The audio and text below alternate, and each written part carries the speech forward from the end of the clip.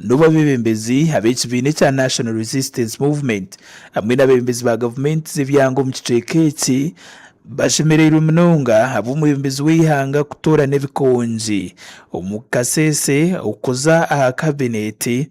Abandi bantu beerarikiriire bagomize ngu okutooranwa kw'abantu aba nikubaasa obutareetaho mpindahinduka y'amaani kukira munonga omu by'obuheereza omu disitulikiti eya Kasese. Abatangirire okutooranwa kw'abantu aba barimu Dr. Crispus Kiyonga hamwe na General Wilson Mbadi bagira ngu abantu aba baine obukugu bw'amaani omu bwebembezi bagumize ngu eki nikiija kuhweraho okuteereza obwembezi bw'ekibiina kya NRM omuri Kasese nangwa oteireho nade obuheereza omu kicweka eki. This is the first of its kind for the people of Kasese to have a docket in the prime ministerial position. Our own Dr. Crispus Kiyonga, Right Honorable, has been appointed the second Deputy Prime Minister and second Deputy Leader of Government Business in Parliament for the 12th Parliament. Kateba Jore wabeireho omuhwezi wa sipiika w'orukiiko rurikwebembera disitulikiti ya Kasese naashoborera ngu Dr. Crispus Kiyonga ayosire naakora ebintu by'omutaano omu kwimukya abakazi omu disitulikiti egi. Hagumize ngu bwahati entebe ei bamuteiremu ey'obuhwezi w'engazi y'eihanga baine amatsiko ngu naaza kubahwera munonga okubutuura omukazi omuri Kasese.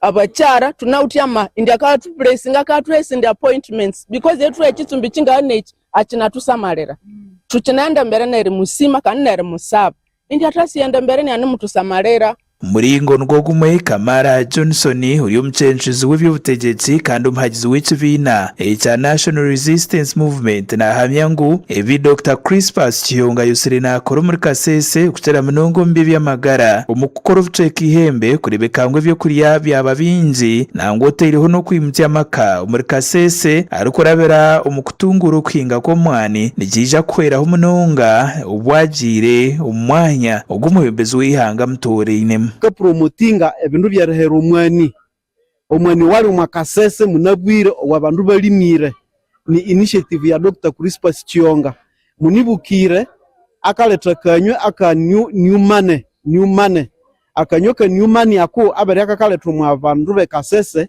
mwekwemyako erangerendre.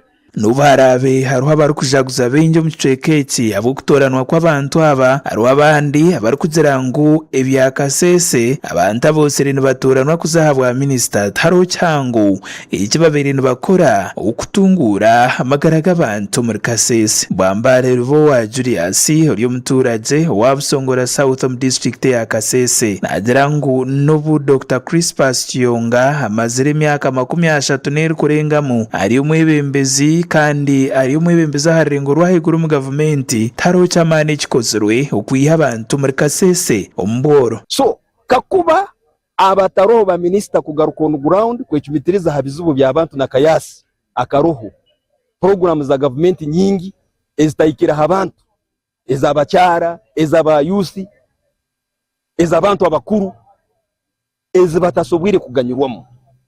So nitwenda saha zinu muri kino ekisanja ky'emyaka 5 ba minisita baswaze stani ebyo bikiri aho ari kusemererwaho ori omucenjuzi w'ebyobutegetsi agira ngu okutooranwa kwa Honorable Kiyonga hamwe na General Mbadi nikwizira omu bwire obu Kasese eine oburemeezi bw'amaani bw'obushomankuzi ibura ry'ebyokurya rikwatsire ahansi n'ahaiguru omu kicweka eki. Ogu nagira ngu obwebembezi bwabo bushemereire kufayo munonga kurebeka ngu enteekateeka ya Parish Development Model yatambura abantu omu kicweka eki kandi yareetaho n'ebyokurya omu maka g'abantu.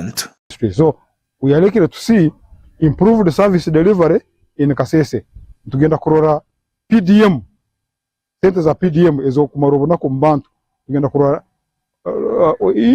nanka airflow yazino sente kwija legenda kuincreasinga but also supervision no kuronesa abantu abakuriye nguzi. And of course we want to thank him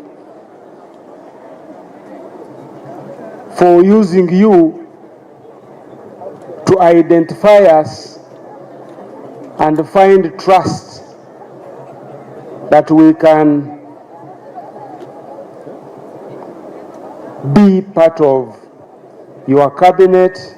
Dr. Crispus Kiyonga atakatoreirwe aha mwezi w'enganzi y'ihanga wa kabiri ayosera ryo mu gavumenti ya NRM arikuhereza nka minisita w'ebyokwerinda, minisita w'ebyamagara, minisita w'ebyentasya nango teriho bwahati wabere ryo mujekera w'ihanga lya Uganda muri China kandi nabo ari chancellor w'itendekero erya Makerere University. General Wilson Mbadi we abere state minister w'ebyobushubuzi kandi enyumaho akabaho na n'umudumizi w'amahe g'ihanga. Amakuru agagasha kwa Isaac Mate abataru West muri Kasese.